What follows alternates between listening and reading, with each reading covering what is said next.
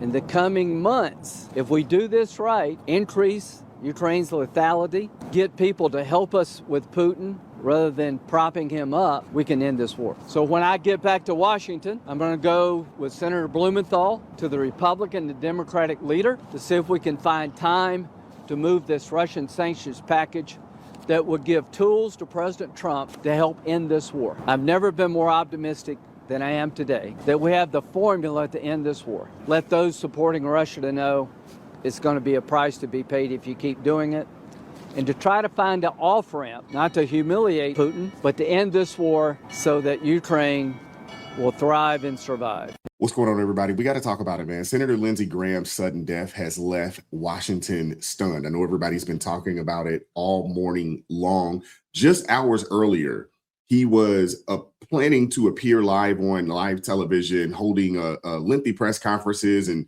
he had recently returned from a high-profile trip, from Ukraine, where he met with President Zelensky, and by all public appearances, he seemed to be active and in pretty good health. So this is a stunner, a shock to everybody. Graham was also scheduled to appear on Meet the Press and was expected to continue discussions on the SAVE Act with President Donald J. Trump. During a television appearance, President Trump said Graham had assured him that the legislation had the votes needed to move the Save America Act forward. The timing has fueled widespread speculation, especially given Graham's outspoken positions on Iran, Russia, and Ukraine. Reports indicate that the FBI is assisting in the investigation, while officials and Graham's family have described his passing as a result of a sudden illness.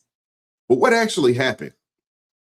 That's the question investigators are working to answer. Hit the like button, share the video, subscribe to the channel. President Trump, thank you for joining us, and my condolences to you.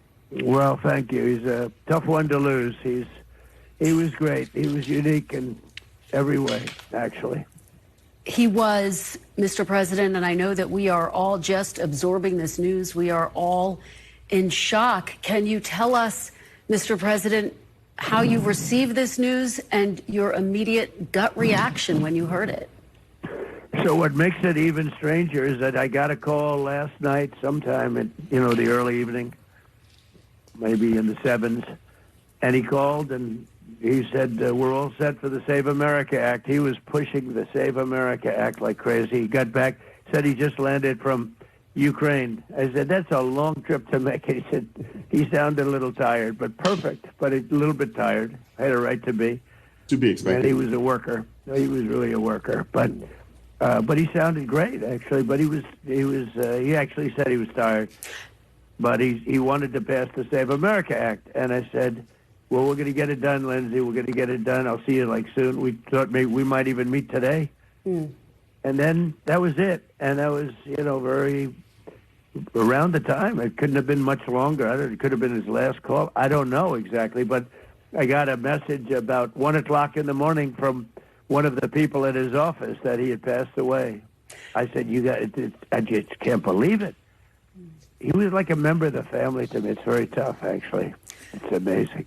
Mr. President, he was such an advocate. He was, if he wanted to get something, and he had a unique ability. He was able to deal with Democrats and Republicans. If I had a problem, a real problem, I wouldn't often ask. But if I had a problem with a Democrat, he could work it out. He was a great politician, actually. Here's what's raising a lot of questions, man. A lot of questions are being raised. Lindsey Graham, he wasn't showing, the kind of decline that we've seen with so many other aging senators. I mean, we're talking about a man that's 71 years old. But when you look at the likes of Mitch McConnell and Joe Biden and, even Chuck Grassley, they've all had some public health struggles, over the years, and publicly we've all had a chance to see it, especially, when it comes to, former President Joe Biden, as well as Mitch McConnell as well.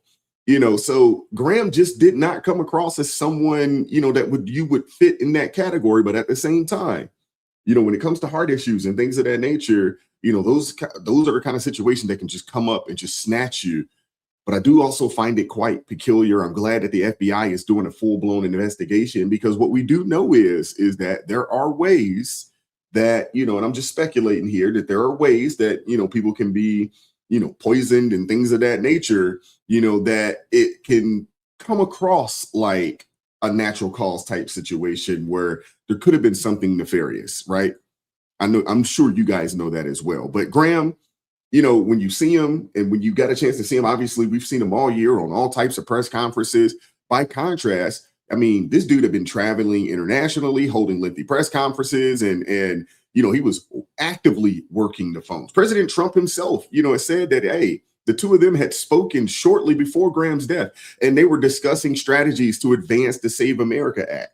And according to Trump, Graham, believed that, hey, they had a path forward on this legislation, which would be huge.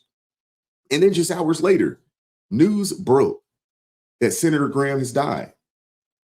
The sudden timing, has, it's fueled speculation, but investigators, not commentators, will ultimately determine what happened. But this is the 911 call, if you guys hadn't heard it already. In response, 7 response, Chest Pains, South Capitol Street, Southeast. In response, 7 response, Chest Pains, South Capitol Street, Southeast. And let's respond to medical local, 7 respond for chest pains. Here's what people are trying to understand, or maybe struggle to understand. Officials, they described it as a brief and sudden illness, but publicly. Lindsey Graham had appeared active, just hours beforehand. And he had recently just returned from a long trip from Ukraine, where he was traveling, meeting with officials and speaking at length, to the media. So there was nothing, visible, that suggested that he was seriously ill, at least from what we could see. Now, there were reports that also indicate that emergency responders were called after concerns arose when he could not be reached. And if the timeline, that's been reported is accurate, it naturally raises questions about what happened during those final moments and whether there were any warning signs that weren't publicly known. Now, of course, appearances can be deceiving. Someone can seem perfectly healthy and still suffer a sudden medical emergency. We've heard this before. And until investigators and medical officials release more information, no one can say with certainty what actually caused his death. But for now, the facts are still developing. There are plenty of questions, but very few confirmed answers. And as more information is released, we'll, separate what's verified from what's speculation. That's a story, in my opinion, I think it's worth following a little closer, right? We'll stay on top of this and we'll continue to discuss it. But, first and foremost, my condolences to the Graham family. Senator Graham, man, he served this nation, and some people loved him, some people hated him. But based off of everything that we know, he was a pretty effective politician, as effective as a politician could possibly be. And it sounded like, just based off of what the president has said, it sounded like they were working together to help push our country in a proper direction, in a direction that the people like myself and so many of you guys that support the channel voted for. I want to play this last clip from the president. He was on CNN. We'll play this clip and then we'll get ready to get out of here. As you just mentioned, he died right after returning to Washington, D.C. from a trip to Ukraine. It was his 10th trip there. He was a strong belief in interventionism, a staunch defender of Israel, staunch advocate for Zelensky. How influential was he with you when it came to foreign policy? Well, we disagreed a little bit, but overall, I'm a big Israel person. He was certainly that. I wanted to see the war with Ukraine end very quickly. I think he was more into, keeping it going. Frankly, he was very, very militant having to do with that. But I was from the standpoint of 25,000 people dying every month. I didn't like that. And he was a very strong military person. So am I. But I think we used it a little bit differently. We probably had a little bit of a different attitude, but we got along on it. Essentially, we agreed. And essentially, we agreed on almost everything. It does come across a little peculiar, how everything is played out. But at the same time, when you start talking about, health, I mean, obviously we got to stop acting like it's, abnormal to see someone, especially a man, die from a cardiac arrest at 71 years old. Not abnormal. But at the same time, I think a lot of people still have questions when you're thinking about a person that you've seen on TV, a multitude of times a week, for the, all year and going into last year, right? But these things do happen. I'm hoping that there wasn't anything nefarious, especially with everything that's going on. I hope, with the threats, on politicians' life, especially threats on our president, threats on, the president's, team, those that, have come to his defense or that, have been a part of, moving this MAGA movement forward. Hopefully there's nothing nefarious there. And it's just simply a case of natural causes, I hope. Now we'll say, and obviously, it's too early to have this conversation, but, there will be a special election down in South Carolina to fill that seat. There is some work to be done. I want to hear from you guys in the comment section. Once again, my condolences to the Graham family. Rest in peace, Senator Lindsey Graham. Thank you for your service. We appreciate your efforts, and your service to this nation. And, this is a big loss. And I would assume that he will definitely be missed out in the Senate and obviously down in South Carolina as well.